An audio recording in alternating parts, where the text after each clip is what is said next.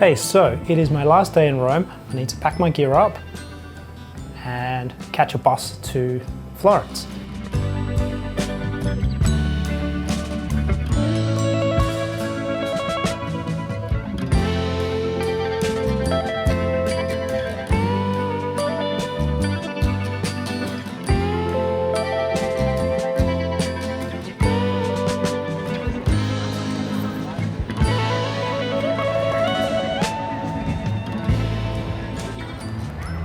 Okay, so I just arrived in Florence and now I'm looking for the hostel. Bus ride was pretty easy and took a tram into the city. So it's just really easy.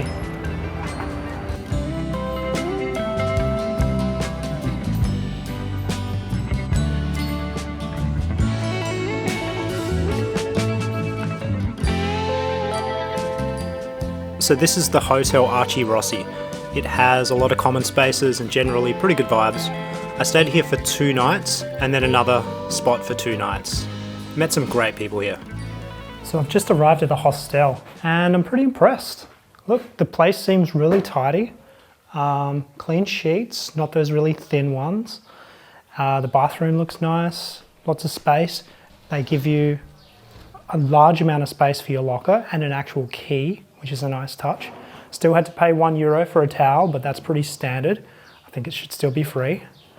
Look, you can't really go wrong. 6 to a room is fine. I think the room's big enough for 6. Sometimes they try to cram too many into a small room, but this room's big enough for 6. So all in all, yeah, looks good. So after unpacking and getting my free coffee in the kitchen area, it was time to explore Florence. I didn't have a plan, I just wanted to walk around and see the city.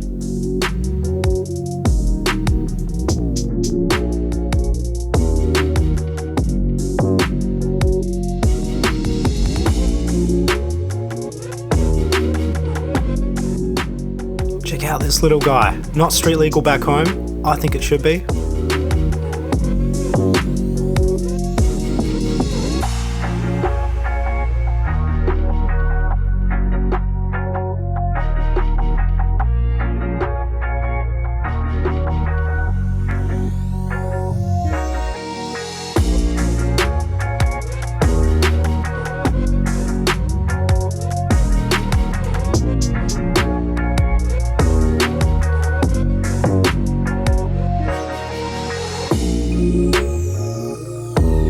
So during my time in Florence, I spent a lot of time hanging out with people in the hostel, eating out, and just wandering around.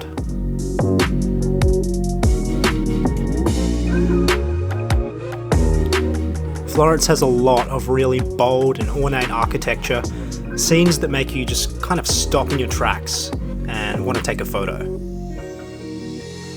So it's the sort of city that tourists come to for wining and dining. It's a pretty place with an old history, and it's very obvious that Florence is one of the most touristy places on the map. Everyone walking around was a tourist, which isn't really my jam. I spoke to a local at a bus stop and she told me that for the locals, unless you're involved in tourism, there isn't enough work. There isn't really anything for the locals. I saw a lot of people struggling in Florence, and that really kind of makes sense.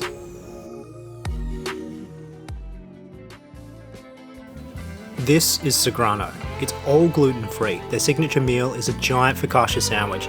Now, having gone without good food for a long time, I was transported to another world when eating this.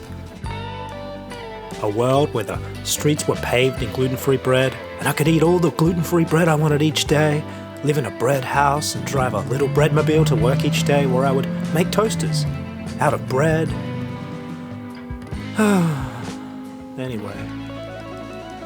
Florence is a charming city and very pretty, but many locals will say its beauty is skin deep, just like the breadmobile. If you dig below the surface, you're bound to uncover some serious mechanical issues.